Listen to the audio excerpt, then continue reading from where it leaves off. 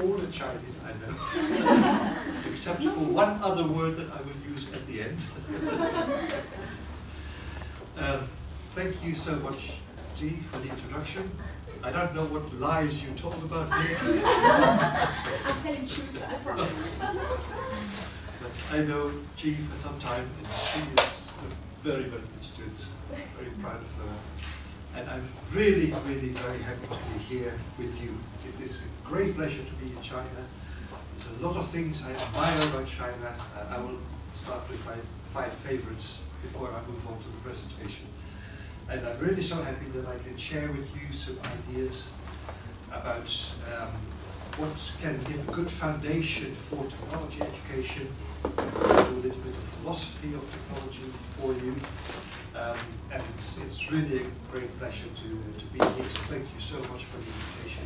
And I hope that we can have a good exchange of ideas. I will try to talk slowly because I realize that English is a second language for you. English is a second language for me too. But I realize that the distance between Dutch and English is like this, and the difference between English and Chinese is like this. I have read a little bit about the Chinese language and I quickly gave up trying to learn it because it was so difficult. But I really, really love Chinese language, and particularly when it is written. I'll go through my favorites. I like this one very much. Your language is so beautiful when it's written in calligraphy, but all your characters are like little paintings. And I've read a little bit about that, and it's really a special language. And so when I look at the English language with just the alphabet, it is so dull when you compare it to Chinese, which is a much more rich and beautiful language. So really, I admire you for that language. But I also realize that it is very, very admirable when you have learned English, when you have learned to understand me. And I feel a bit silly that I have to present in English and I cannot address you in Chinese. So that is my stupidity. And it's your intelligence that you can learn English. So that's number 1. Number 2 is art. You have such beautiful paintings. Really. I've seen some of it I was in Beijing earlier this year, and there's this big museum in the center where they also have these beautiful paintings of misty mountains with waters flowing through it, and these little boats with little people on it. It's really, really beautiful. I love it. It's very beautiful.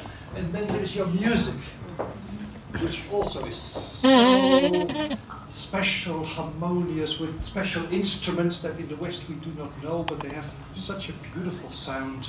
So that's also a thing that I admire very much in your culture. And then there's your food. In the Netherlands, we have Chinese restaurants, and they're very popular, and they serve good food, but it is not real Chinese food. Real Chinese food is only served here, and that is the best Chinese food there is. So I'm very happy that I'm here, so that I can have a taste again. And then my number 1 favorite is the people of China.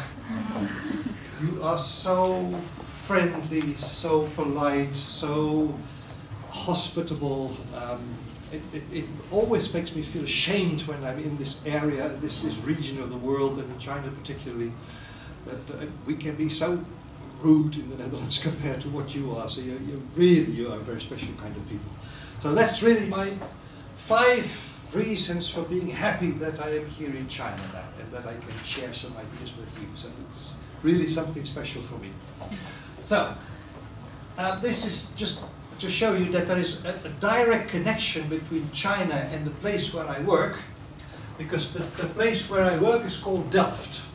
I'm working at Delft University of Technology. And Delft is famous for its earthenware, its pottery. It's called Delft, Blue Delft, it's called.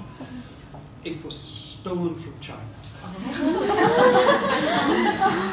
Because the Dutch went to China, the Dutch went everywhere, but the Dutch went to China. They brought home pottery from China, your beautiful pottery. I also saw in the museum, part of your art.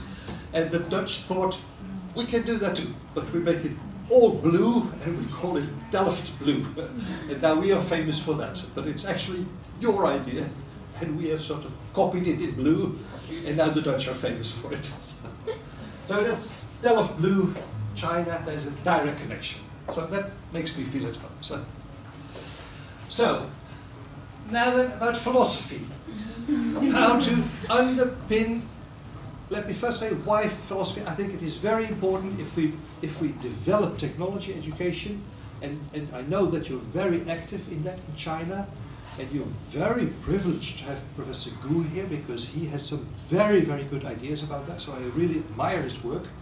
But we need a good philosophical basis for it. So what I'm going to share with you is a little overview of what we know now about philosophy of technology as a systematic reflection on what technology really is.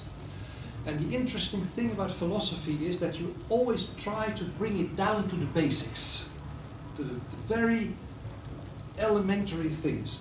And that is so interesting because in education we also try to start with the most simple things. We do not start immediately with all the details. We first want to know what is it in its essence, what is it basically. And that is very much what philosophy is about. So that's why I've always found philosophy of technology very interesting to work in. So actually in Delft I have 2 chairs. I have one for education and one for philosophy. So I sit on 2 chairs, as it were. But I really find this connection interesting to try to learn from technology, from philosophy, and bring that into education. And so that's what I'm going to do today also. And you might ask me, teachers particularly will say something like, philosophy? Do we need that? People have ideas about philosophy like that. It's just weird people sitting on high mountains thinking about things that no one cares about. Or to say it in the words of a famous French philosopher, he was a philosopher himself, and he says, he wrote somewhere, when he who listens does not understand what he who speaks means, and when he who speaks does not himself understand what he speaks, that's philosophy. So it is as silly as that. That's what some people think, you know. And it's not like that, but there is an idea that philosophy is something vague and unclear and difficult, but it's not. I'm going to show you it's not. Well, it can be, yes, it can be, but it's not always. It can be very simple. And actually, there are several reasons to be interested in technology. I think in the first place we need to have a conceptual basis for the curriculum. We want to know what technology is about, because if we're going to teach about it, we need to know what it is. Well, that's where philosophy can help us. We need a conceptual basis for teaching, so not only for the curriculum, which is the overall thing that we have to teach, but from day to day you will have to make decisions about how to tell something about technology. And also there, philosophy can help you to bring it down to the basics. And you need it to establish proper relationships with other subjects. For instance, with science education. Many people are confused. Is it different or is it the same? Is technology the same as science or is it different?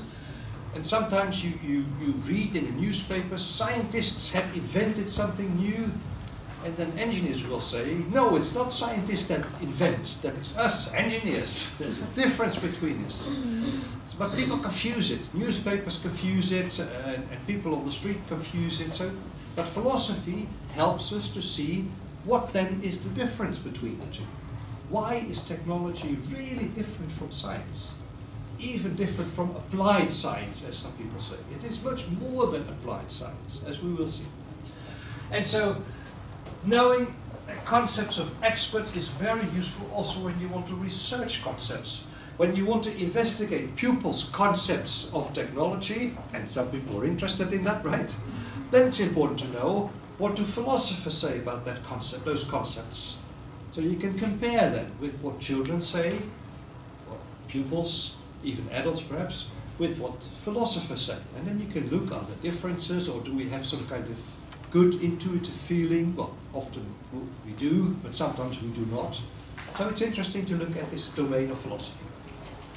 Now, roughly speaking, philosophy has two different functions. There is what we call the analytical function of philosophy, and that is to help us define things properly.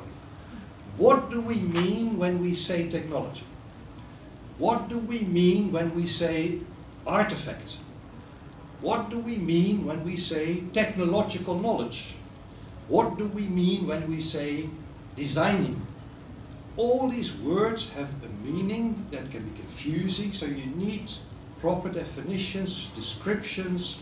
You need to agree on what it is before you start a discussion about it. But the second function is then what we call the critical function. And so once you have established agreement on what your terms mean, then you can start having a debate on it. So once you have agreed this is what we call technology, then you can start talking about what the impact of technology is on society. And when you say what is technology, then you can talk about how then to teach that technological knowledge. So you see that you need both. And so you need to have this analytical function, otherwise all your debates become confused. There's lots of debates about whether or not technology is applied science or not. Some people say yes, technology is just applied science. Other people say no, it's different. And why is it so confusing? Because these two groups use different examples. So one person can say, well, if you look at the way, for instance, the transistor was invented, that was really applied science. People knew about solid state physics and then they made a transistor. But when you look at the steam engine, there was first the steam engine and only later came thermodynamics. So you could even say thermodynamics was a kind of applied technology, because first you had a steam engine and only then people learned about what goes on with this gas in the steam engine. So you need to have good definitions of proper language, as it were, to avoid fruitless discussions. But you also need to have this critical function, because if you only develop the language, but you don't have a discussion then it's useless to have this language, of course. Why develop a language if you don't use it? So you need both. You need to have the analytical function to get agreement on what your terms mean.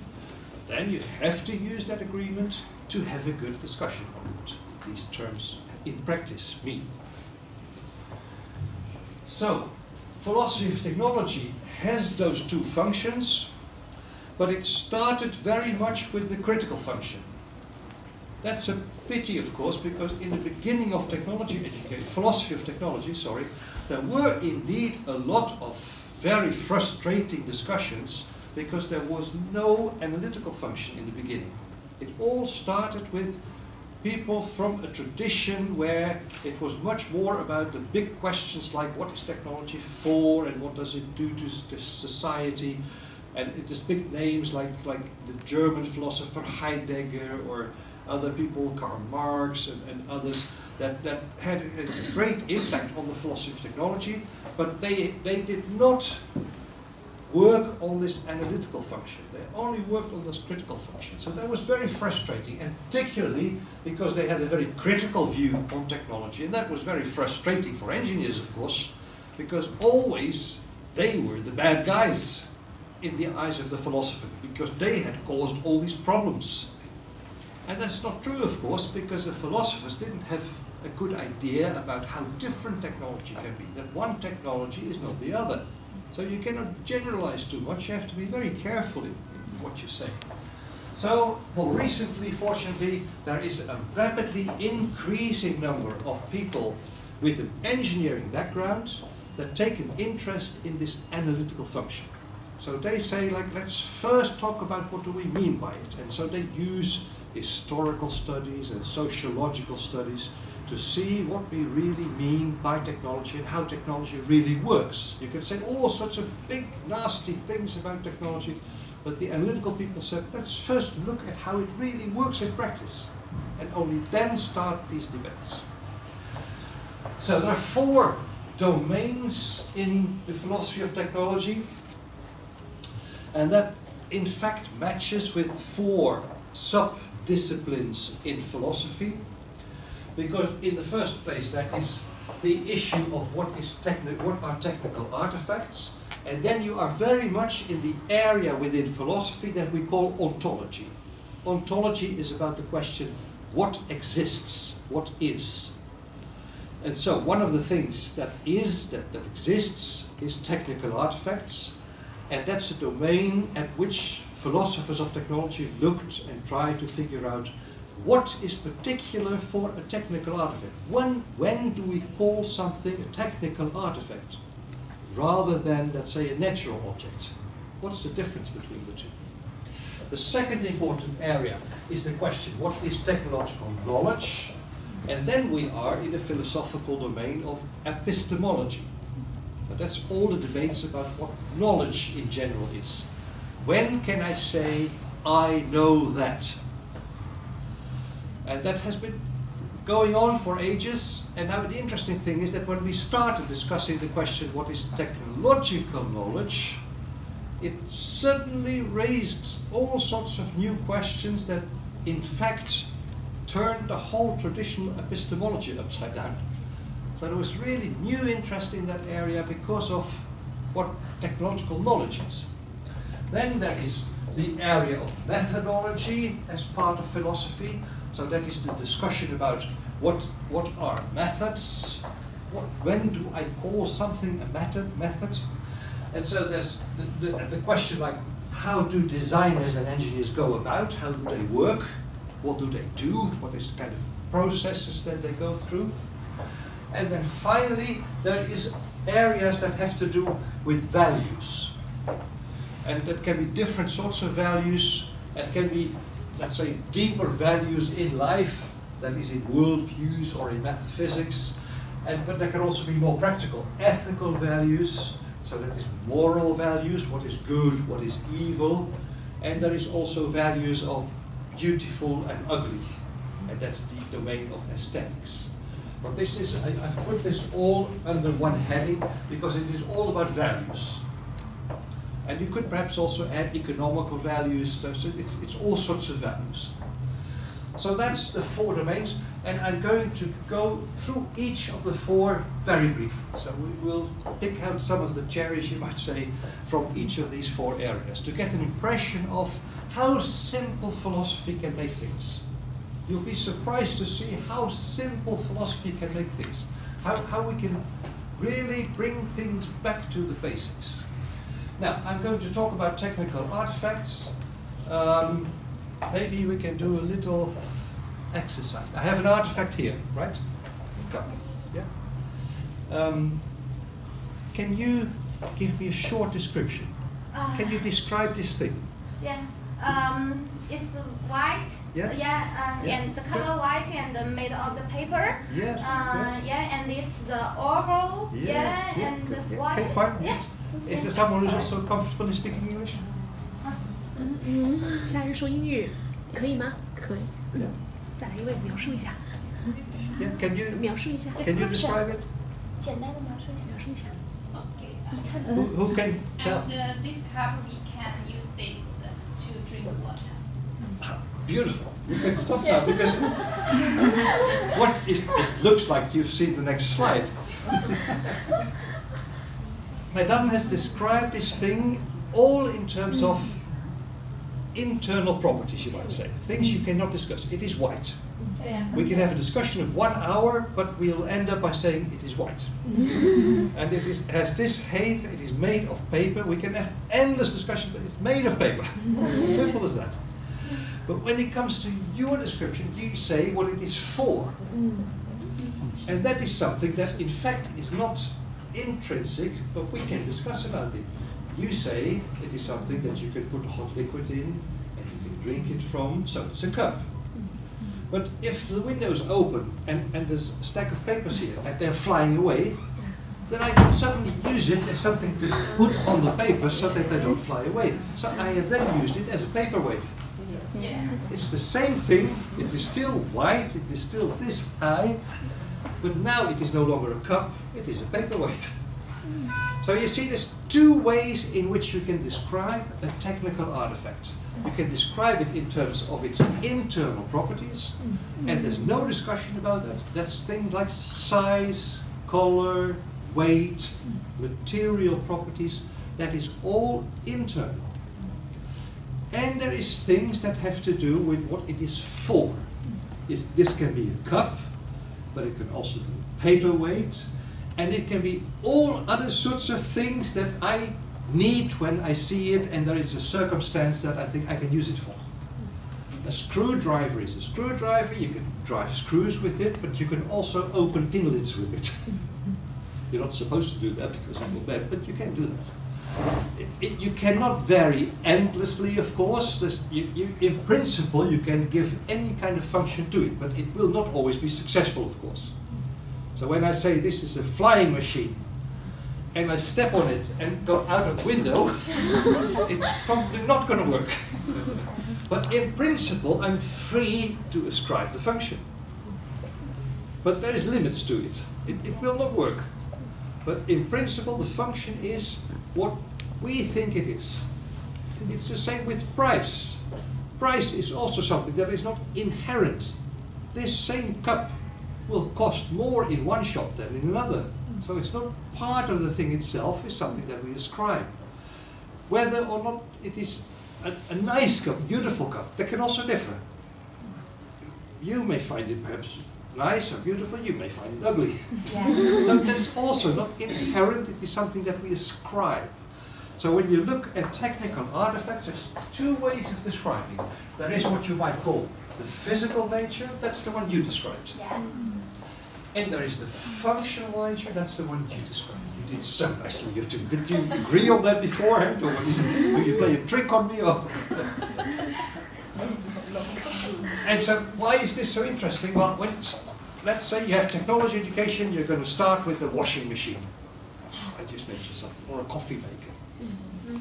You don't want to start with all the nuts and bolts because that is way too complicated for pupils. So what you do quite simply is saying, you can look at the washing machine from 2 points of view. You can look at it from all its physical properties. So it has a certain weight, it has a certain size, it has certain parts, but you can also look at it, what is it for? In fact, what designers do is go back and forth between them. Usually designers will start with an intended functional nature.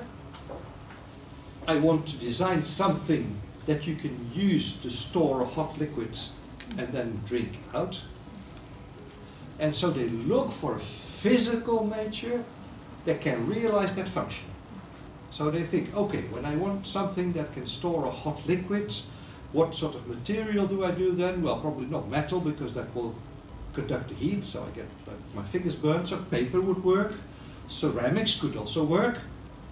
And so it should have an empty space, of course, that's where I can put the liquid in, but it should not have too narrow an end because I should be able to drink it out.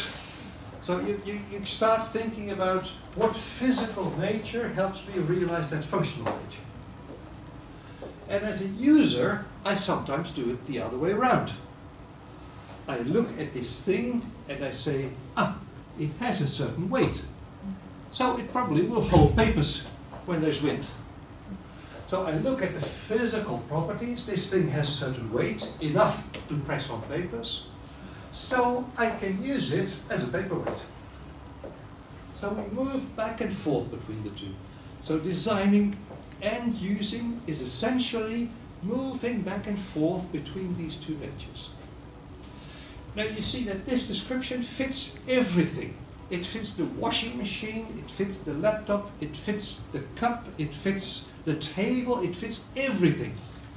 So you now have a language to use when you want to discuss with pupils any kind of artifact. And so you can also do very complex things because you can start with the basics. So that is what makes this so attractive, that you can talk about very complicated things like an airplane or electrical machine or whatever, because you can start at the very simple level of what are the basic physical characteristics and what are the possible functions that I can ascribe to it.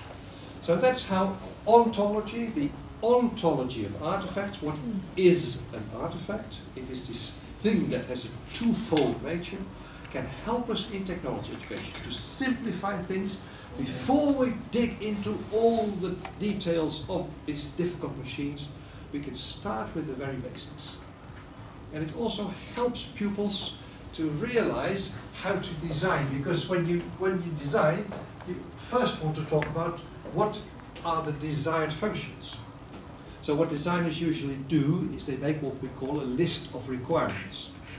So a list of what should the thing do. So it should be able to hold a drink, and it should be able to drink out of it, etc. When you look at what pupils often do, they put in the list of requirements things that are in fact not functions, but they are solutions already. For instance, I want this to be made of wood. And a good designer will say, made of wood, that's a physical thing. We shouldn't discuss that yet.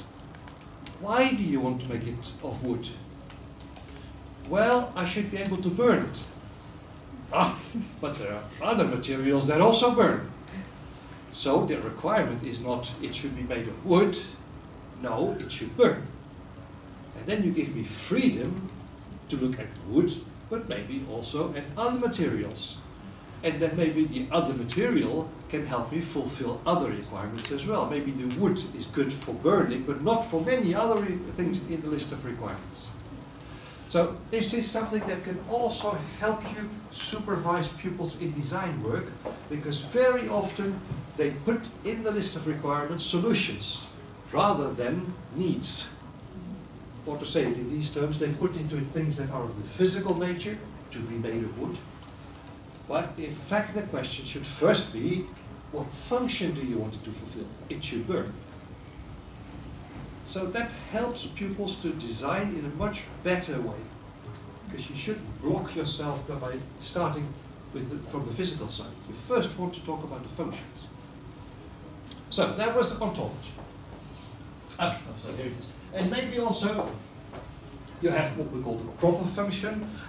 Of course, we will first call this a cup, because that was what it was made for.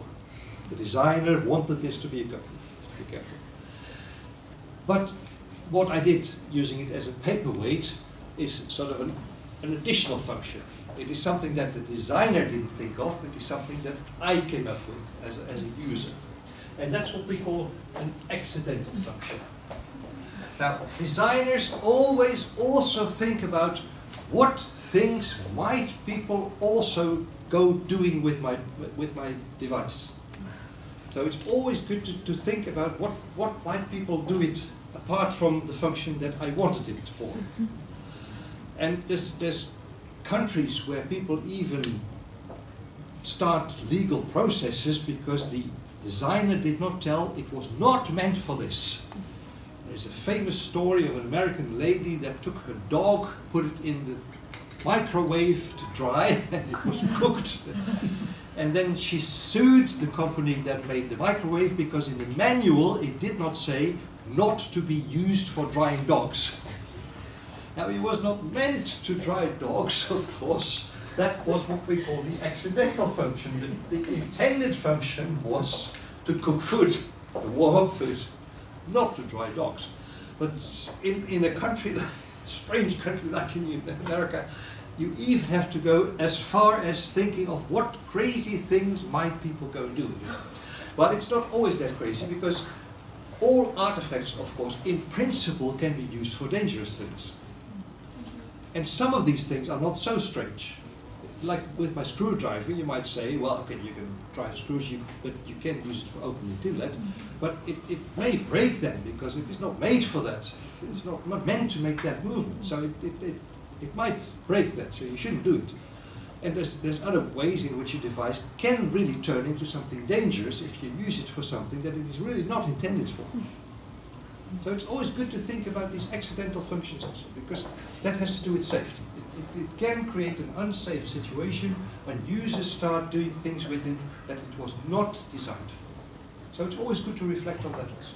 Even though you really want this proper function in the first place, but mind the user, because users have a lot of fantasy. We all have fantasy. So we see things and we think, ah, I can use it for that.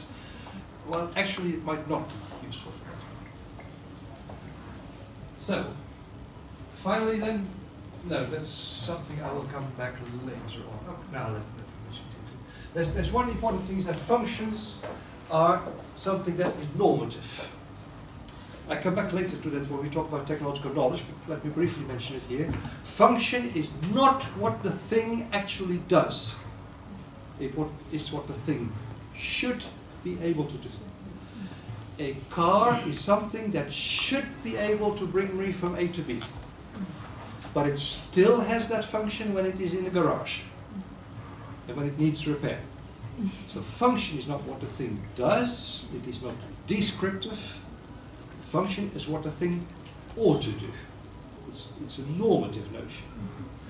And I'll come back later to this because this is an important thing that makes technological knowledge different from science, because in science we only have knowledge about description.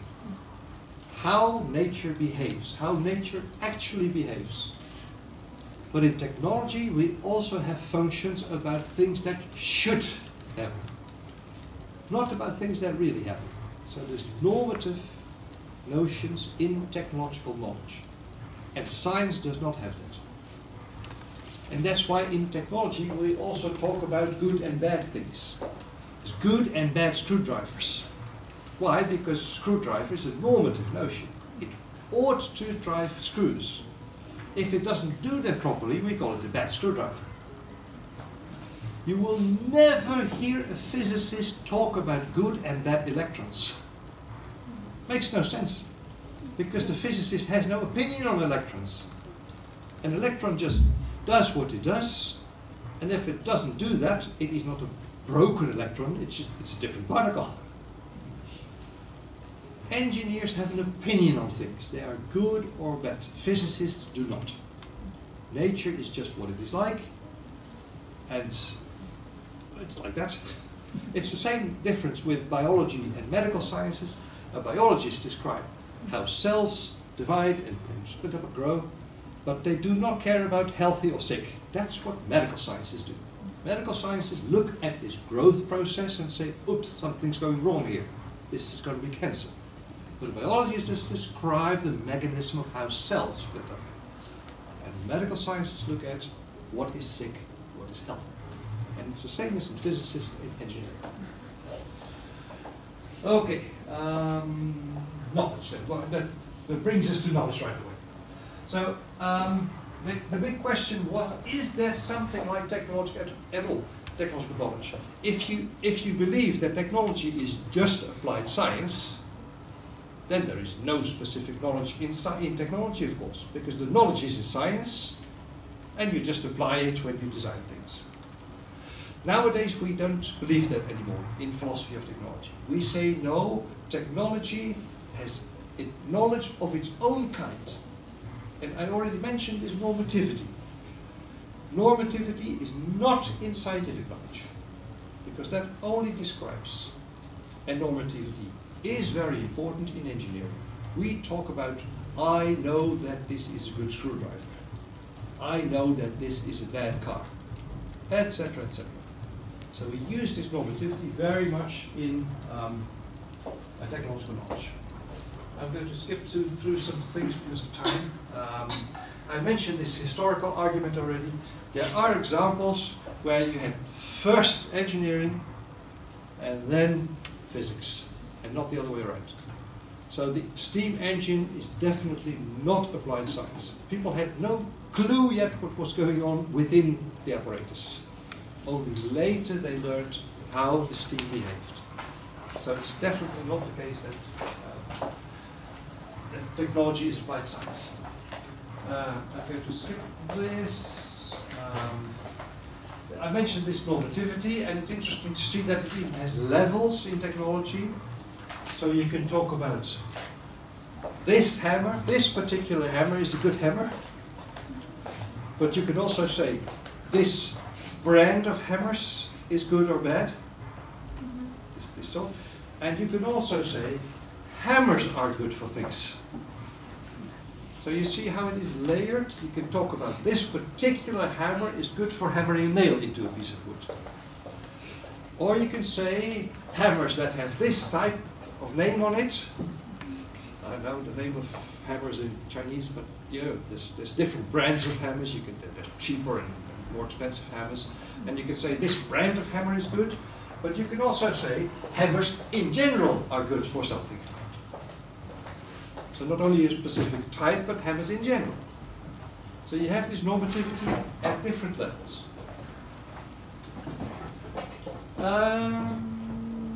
Here are some important things why technological knowledge is also different from scientific knowledge, apart from this normativity.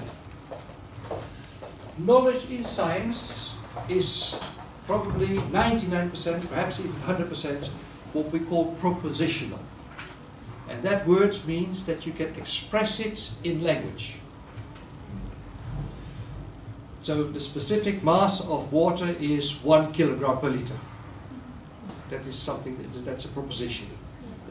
And all knowledge in physics can be put in propositions, sentences or formulas, or so they can be put in words. That is not the case for technology.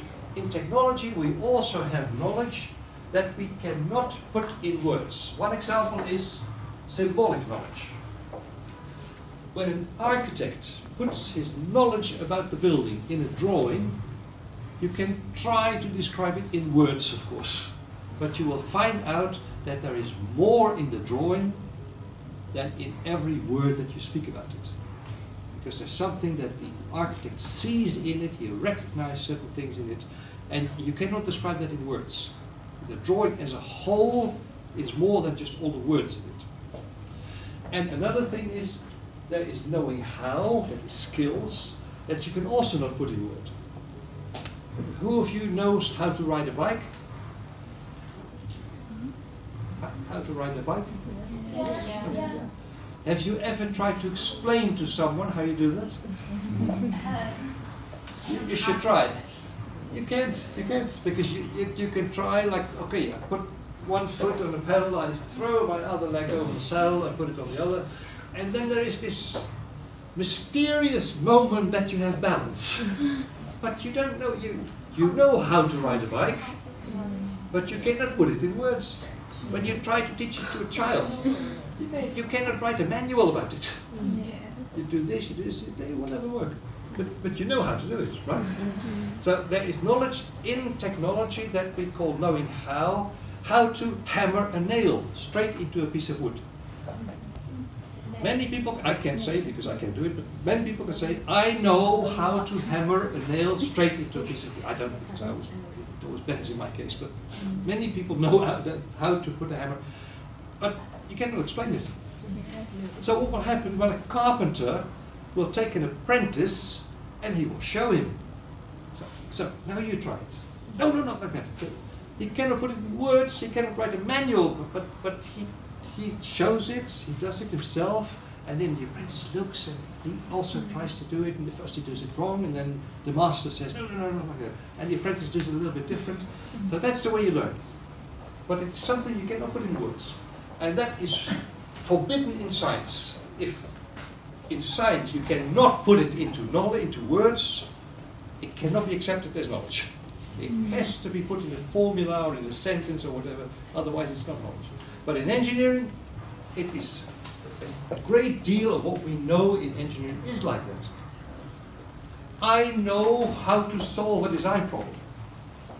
Is that something you can write a manual for? Well, you can write steps, but you'll quickly find out that every design problem is different, and that as an expert designer somehow has a gut feeling like, I'd better start this way.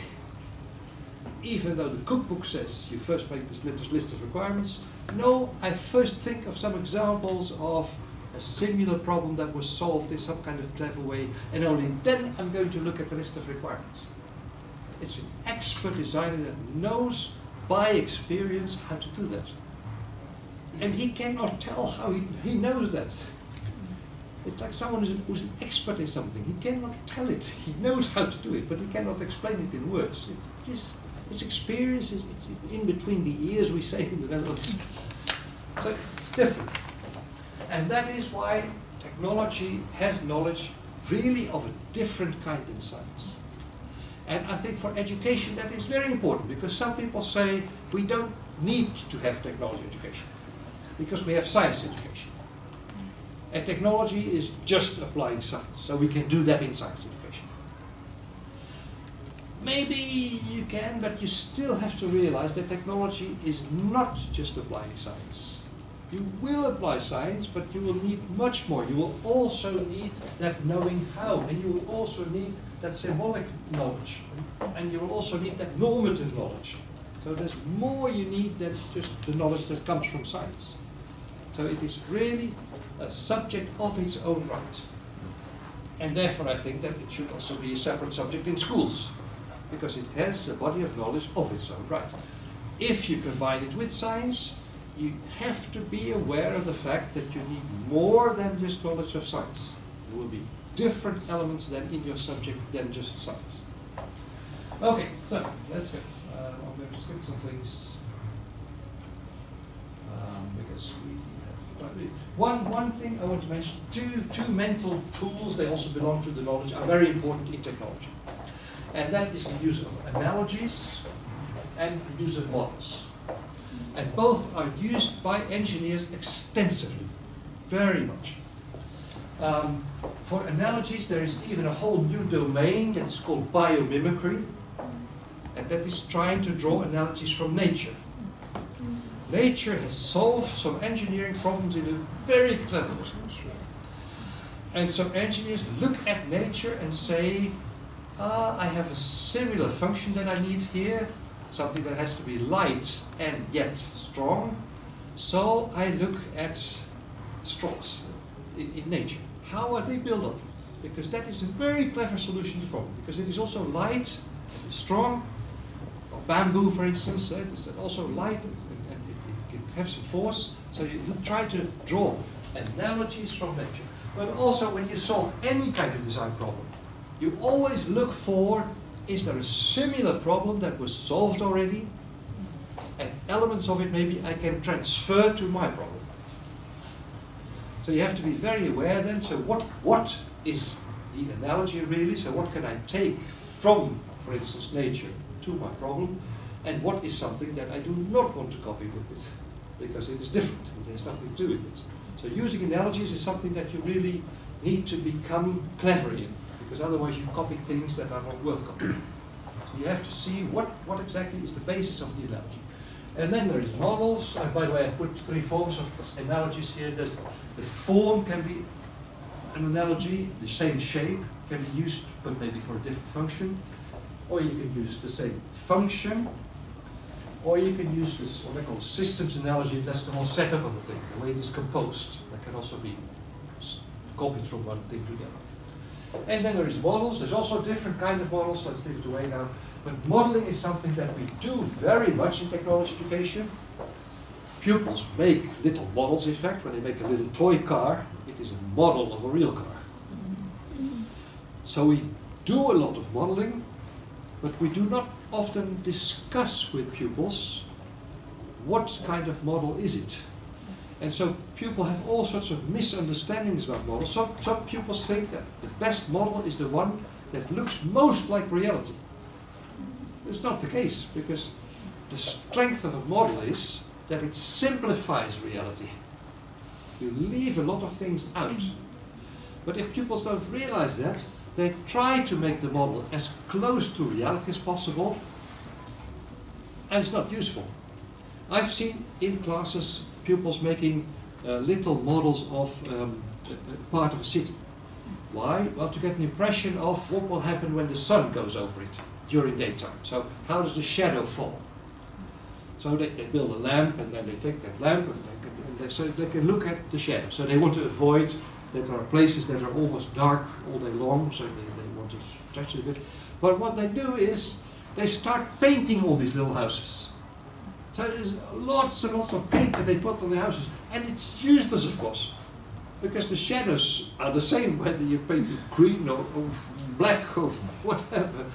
But they think that the real house has a color, so the model house also needs to have a color. No, that's not the case, because the model is only for looking at the shadows. So we should really discuss with pupils what is the model for, so that they make a model that is really serving its purpose and not doing all sorts of useless things.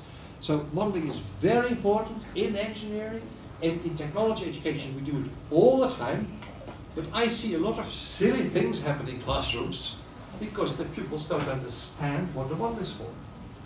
So when you make that explicit, when you discuss it with them, you can prevent all these paints being wasted on things that do not need to be painted. So that's something that's also important. Okay, now let's go to the processes, and that's the third domain, the methodology. I will say a little about that because there's three main processes in technology. That's the designing, the making, the production, the using, and also evaluating, having an opinion on it. And so a little bit about the design process. I've told a bit about that, so the designers reflect on intentions and on a proper function.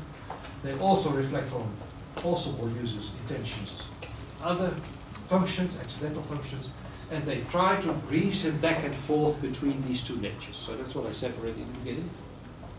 And they take into account, in fact, reality in all its complexity.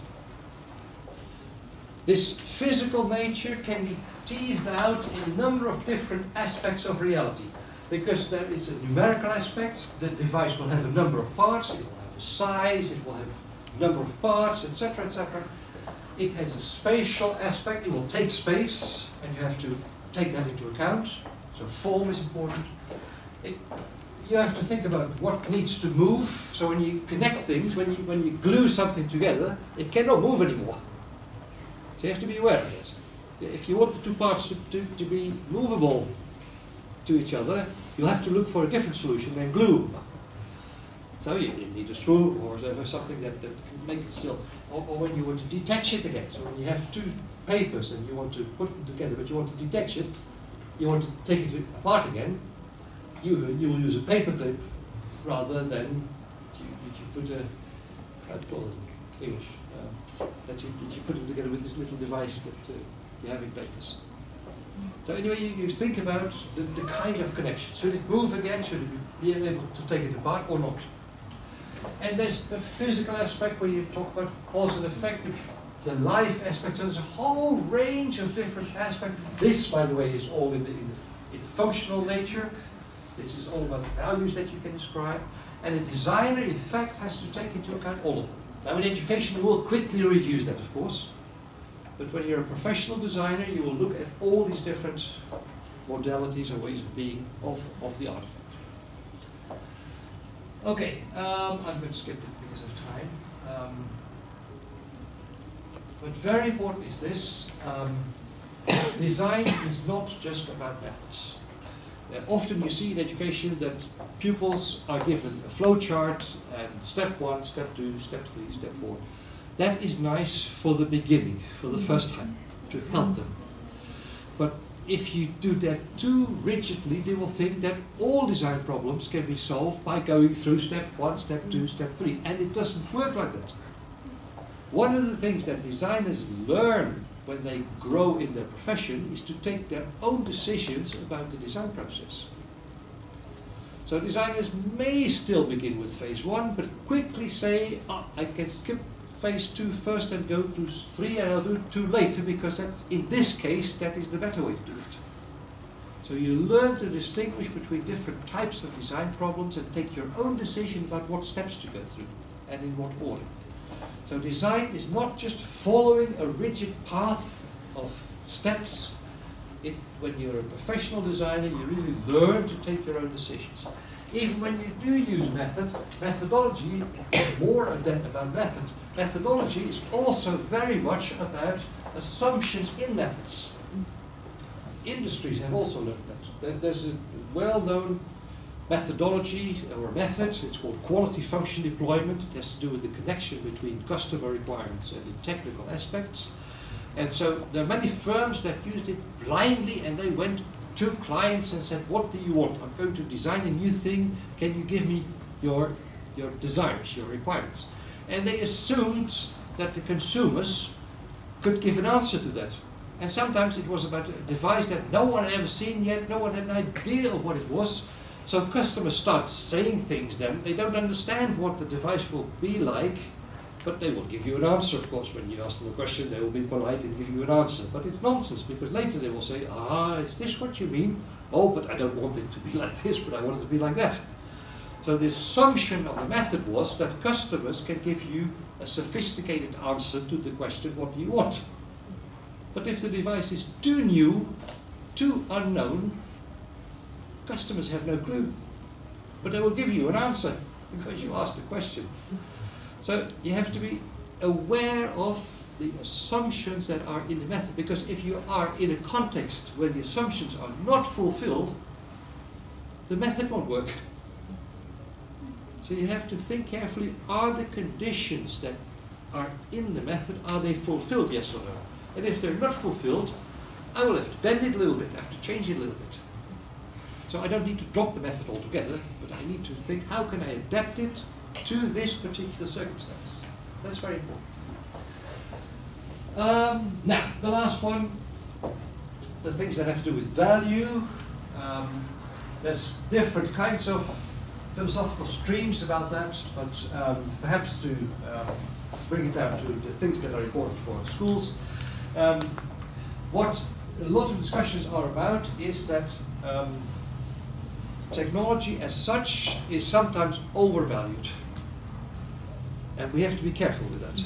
Even though we think that technology is very good, is very important, and we happily make use of it, but there can be a danger in the way we use technology.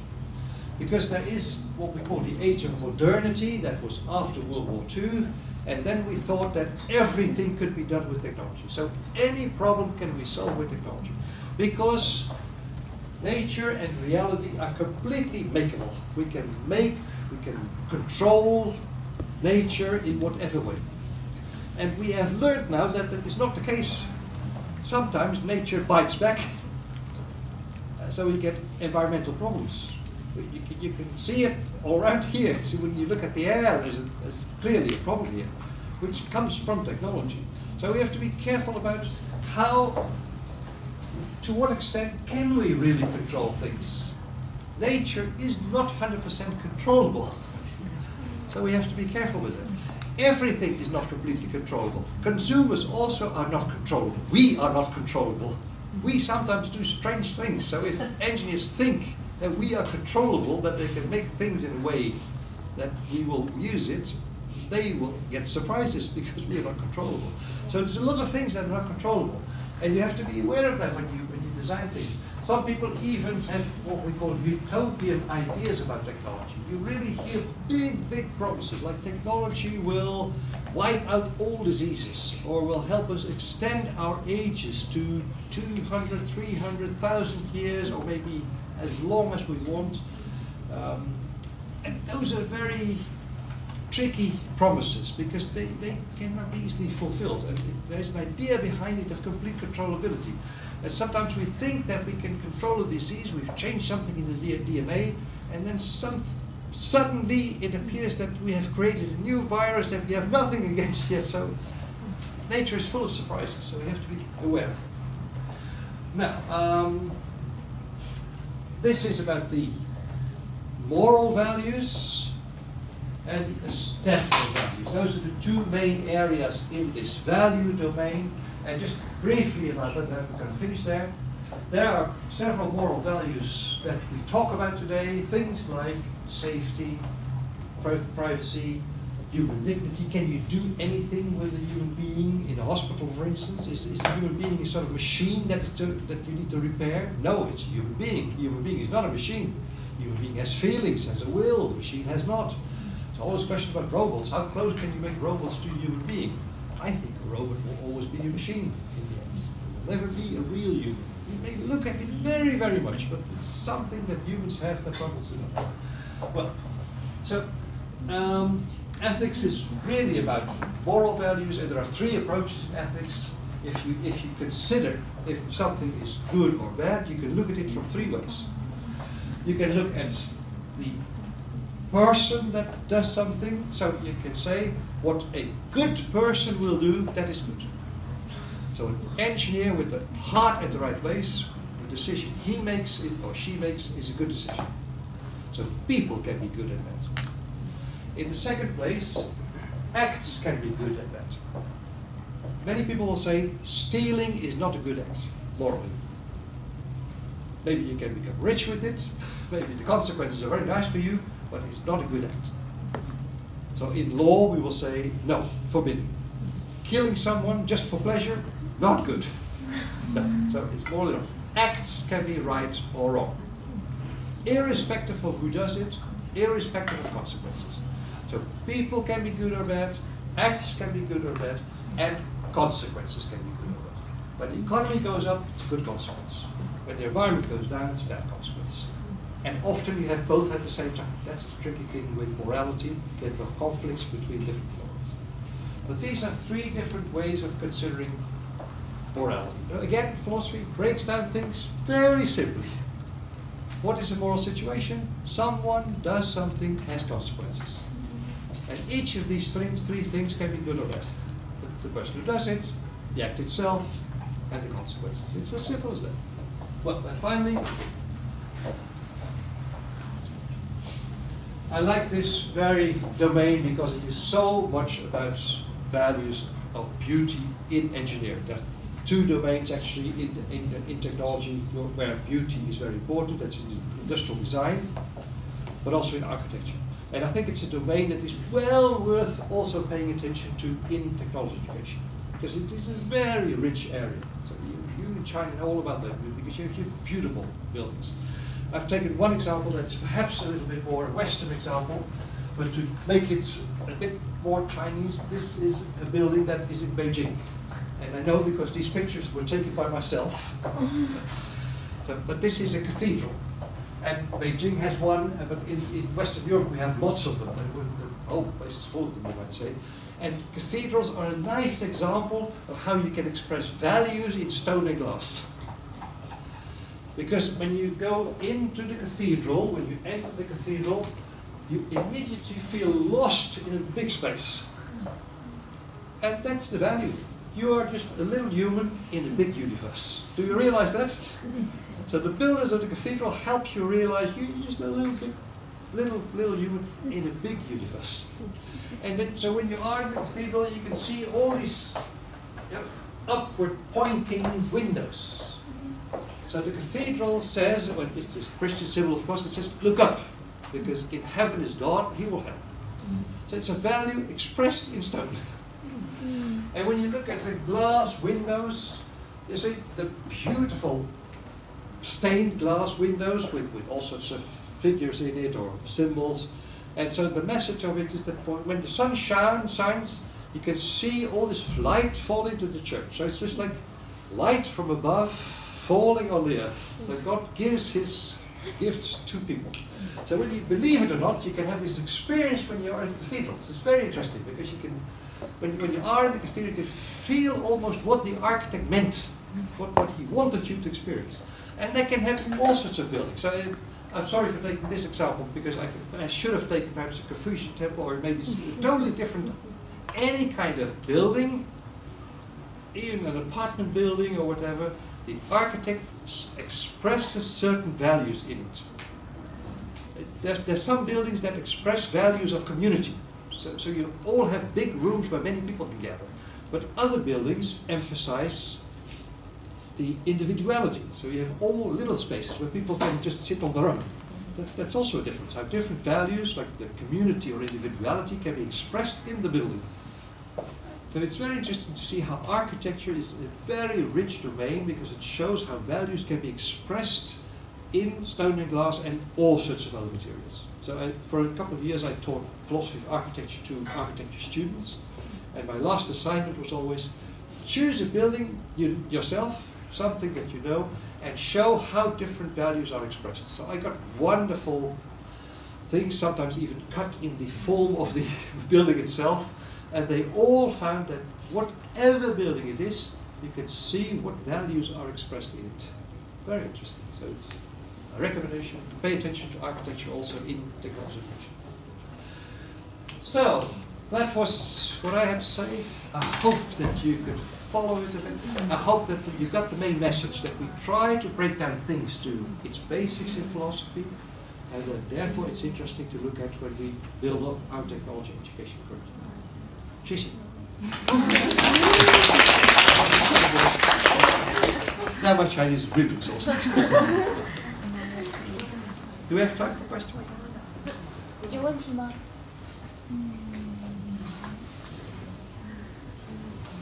Yes. Philosophy is in our daily life, but I never connect the technology and the philosophy until today. So I'm curious about that. Why do you choose this field? And do you remember the first time you find the philosophy of technology interesting? That's all. Yes, that's a nice question, because it goes back very early. Because I did a similar research like Madame's doing now. I looked at what pupils think about technology, and I found out that they have quite strange ideas about technology, very distorted. They think that technology is only about electricity, about modern things, computers, laptops, robots, lasers, all those kind of things. They have no idea that buildings and tables and chairs are also technology. And so I started thinking, like, what is wrong with the ideas? Because they're so narrow, so they have no idea about that everything around us is technology. Look around here, everything is technology. Our glasses, our clothes, well, this is nature. Even here you can question whether these bananas are completely nature, because they were grown, probably. Yeah. And they were, of course, they grew naturally, so the cells are nature, of course, but the way that they're shaped, they're as big as this, probably, because they were grown in circumstances that are not natural. So even these things are not completely natural. So everything is technology. And when you have a tooth filled, it's also technology. It's as close as that, really. And so then I became interested in, okay, so if this image is so small, how come, what is the real image of technology? So I started digging into the literature, and quickly found out that there are ideas about that. And so I digged in a little bit too much, and I fell into the pond, and so I became involved in technology, philosophy of technology myself. So that's, for some years I've been involved in philosophy of technology 100%, and then later I came back to technology education again. But I found this so intriguing to see that these philosophers have many, many very useful ideas that we have to tap in. And we don't have to be afraid of this word philosophy, because there's very simple ideas. Just the simplicity is so attractive because it is so useful for education. And so that's how my interest became. I first realized that pupils have distorted ideas, narrow ideas about technologies. And then in the Netherlands we were talking about setting up technology education as a new subject. So I thought, well, it is very important that we first get more clarification about what then is the proper image of technology. If pupils go through all these activities that we do with them, we go through all sorts of projects, like we make them build things and design things, but after they've gone through the whole curriculum, then when you ask them the question, so now what do you think technology is? That answer is something that should be of interest for us. Because you want them to have a good, balanced, broad view about what technology is. And you build it up gradually through all these little projects that you do. So they have to build up to something that is bigger than just the sum of all these little projects. So you have to think about that carefully. How can I build up a curriculum that in the end helps pupils to get a good understanding? Because they live in a technological world. And if they want to not only survive in that, but also use these technologies in a responsible way, they have to have a good image of what technology really is. If they think it is applied science, then they have no idea about all this normativity, and they think that things are just like they are. No, they're not. We have an influence on them. And they're good or bad, and there's all sorts of values involved. So that's very important. So I still remember that I find very, very strange answers. Sometimes I find very funny answers. This is one for you also. I did some interviews in the beginning, and then I asked a boy of 14 years, I think he was, what do you think technology is? And so he thought very carefully, and then he said something like, I think technology is like love. It looks very simple, but it is very complicated. That was the last answer. Thank you. Is that an answer to your question? Yes, please. My name is Adi Muana. I'm from Indonesia. Yes. Nice to meet you. Nice to meet you. I have some questions. Yes. How about relation about from philosophy, technology education, and 21st century skill? Yes. Because I think 21st century skill is general skill. Yes. Can you explain it? Yeah. Yeah. Well, a lot of that is also in the knowing how. So these skills are typically something that you can also not express in words so easily. So, like, what is a 21st century skill? Problem solving. That is typically something that you cannot easily put in words. How do you solve a problem? Well, you can make a list of steps, but quickly you'll find out that reality is more complex. So I think philosophy can help you understand what these skills really mean. Communicating is also something that, of course, there are certain things that you can write in a book about how to communicate properly, but you also need to develop some kind of expertise in it that is more than just putting it in sort of a manual in words. So I think philosophy can help you very much understand the nature of these skills. And then, of course, teach them properly. Because for many of these skills, you cannot write the manual. So you'll have to let pupils have the experience. They have to get experiences that will help them learn it, not by a cookbook, but by doing it, maybe doing it wrong first, but then stepping up again and doing it correctly, maybe or better the second time. And they need a master who does it, who tells them, look, this is how I do it, you try now, and so, no, this way, etc. So I think that's why philosophy can be very useful, because sometimes we have very, very simplistic ideas about these 21st century skills. As if you can just learn them by giving a textbook and saying, this is how you do it. And I think philosophy will tell you, no, it's more complicated than that. So it can give you a better understanding of the nature of these skills. Yeah. And apart from the fact that many of these 21st century skills are, of course, related to technology, like information processing. It's very much tied to technology nowadays. So if you have a good understanding of what technology is and what information is, and that there is a difference between information and knowledge, it's not the same. So then you can understand that information processing is more than what a computer does. A computer can process information. A computer has no knowledge, not in the human sense. So it's different there. So you can learn how to use the computer, but still you need your own brain to make sense of it. And that's the real 21st century skills. Makes sense. It's natural skill like that. Yeah, yeah.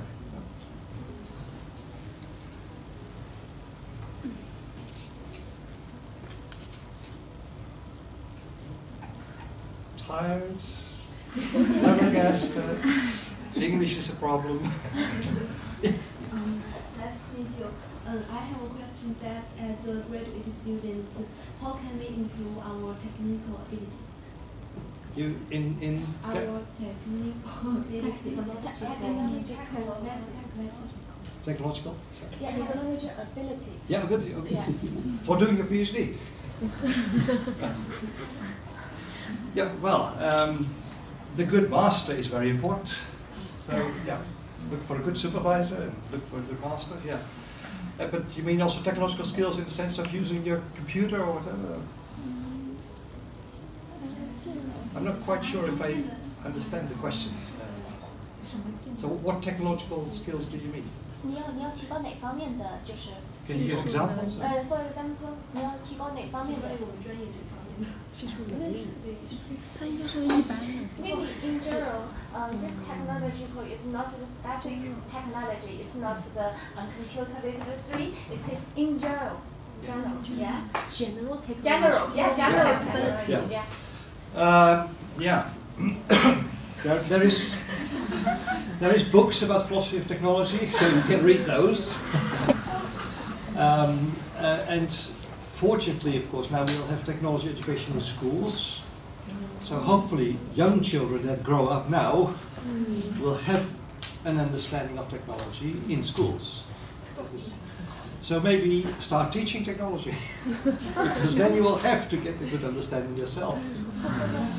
But yeah, that's why I think philosophy can help us, and so getting good understanding is very important. But fortunately, we have technology. We'll have technology education in schools now, and that I think will give the next generation that has a better understanding. And so for us, we still have to do it afterwards. Maybe look up some books or ask people. Nice to meet you. And thank you for your delivery. And I know what is technology until now. But I still a little confused or curious about the future theme, research theme about the philosophy of technology. Whoa! If I knew that. Because things I know what is technology and Yes. know that we can combine the philosophy and the technology together. Yeah. But I don't know. Maybe I still a little confused. Which field we can use this knowledge into Yes. it?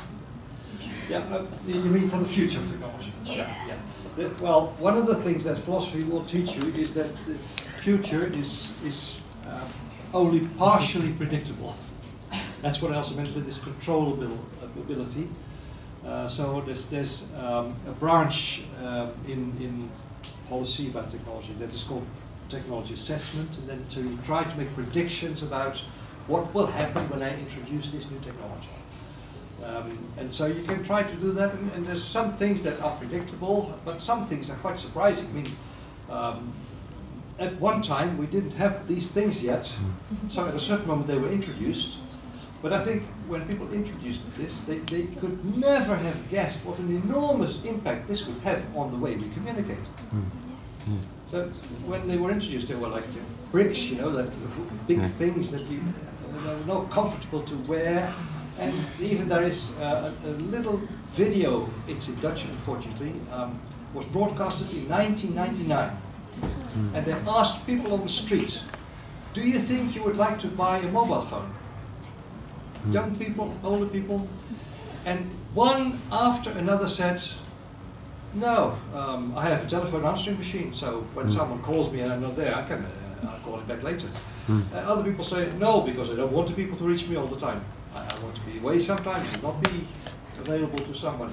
And the girl said, oh no, I know that I'll leave it everywhere, I'll drop it, forget it, so I don't want it. So one after another. Now we all have at least one. Some people have two or more. And the way we communicate this has completely changed. I use a lot of public transport, so I'm at railway stations. And when I look at a railway station, I see everyone looking like this. And when these things were not there, you could see people talking to each other on railway stations, on platforms. But nowadays, they're not talking. When they are in the train, people used to talk to each other. Now they're all sitting like this. One time I was in a restaurant, and there was a family there, father, mother, child. Father had a laptop, mother had an iPad, they all had a phone, and they were each, so there was a cozy, nice evening in the restaurant. At one moment, the girl pointed to her telephone and said, Mum, look. So they had contact for a second. So this, how can you predict that? That's very, very difficult. So we try, of course, so we think what will happen when this becomes a consumer product that everyone will have, and even then it's difficult. So predicting the future, there is things we know that we need to discuss. So that's something that we'll do. I mentioned this example of humanoid computers, robots. So we know that we can make a computer look like a human more and more. Have you ever seen robot Sophia? This is a nice picture also on YouTube. You don't have YouTube, right? But maybe you can reach it in some other way. Sophia is a robot that looks so much like humans that in Saudi Arabia she is now officially civilian. Hmm? Really? And it's like a joke, of course, but they made her officially a civilian. So she has a passport now, and she's a robot. But she has facial expression. She can even go through an interview, because there is on the internet is an interview with BBC, and the interview is even a little bit scary. She says, "I don't want to insult her, but I know that's a machine." So she feels very unhappy with it. And so we'll have, that is something that we know we'll have to discuss, because we know that we can make robots look more and more like us, like Japanese robots. You can almost not see the difference. But how do we feel about that? Will we accept the robot as one of us? I don't think so, because the robot still does not have something that we have, and you call it a mind or a soul or whatever you call it, but the robot doesn't have that. Some people say there's no difference. Some people say we humans are nothing else than just a big bag of molecules. I don't believe that. I see my background again, but so I don't believe that. There are people who say no, it's all matter, so there's nothing more. In that case, of course, you can say, well, we are robots. It's just that we are much more sophisticated. But when we make the robot similar to ourselves, we will become one of us. I don't think that's possible. But we'll have to discuss it, because that depends on what kind of responsibilities are we going to give the robot. That already holds for automatic vehicles. That's also a robot who doesn't look like us. But so, what kind of responsibilities are we going to give the vehicle? When he causes an accident, who is then accountable for that? The vehicle, he couldn't take a decision because it was programmed to do that. Is it then the programmer? No, because the program was good, but the car was in a new situation where it was never in, so it wasn't in his repertoire, so it started doing silly things. But can you blame the programmer for that? I don't know. So now, at the moment in the Netherlands, the law is that the user of the car is accountable. And so an ad hoc solution, of course. So you have to think about when this robot looks more and more like us, can he also be responsible in a moral sense? I don't think he can, but it will become a question, of course. So it's future. Robots don't look like us so much that we cannot distinguish between the robot and itself, but we'll have to discuss it. So when we really reach the point where you cannot see that I'm a robot, I'm a very advanced type, so. What responsibility would you allow me to have? Because you cannot see it from the outside anymore. But I would like to know whether it's a robot or not, because whether or not he has a soul depends on whether he's a human or a robot. So you see, we'll have to discuss those things. And that's also has to do with future, has to do with philosophy. So philosophy can help us pose the right questions, what to talk about.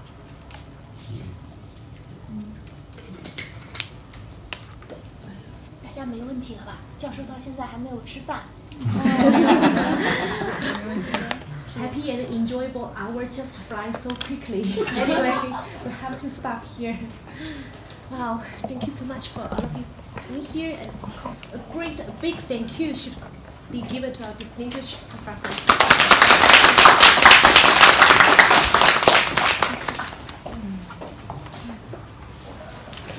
So much for today. Thank you. 是的，为什么拍个照呢？哦，我是的。耶耶耶！ foto foto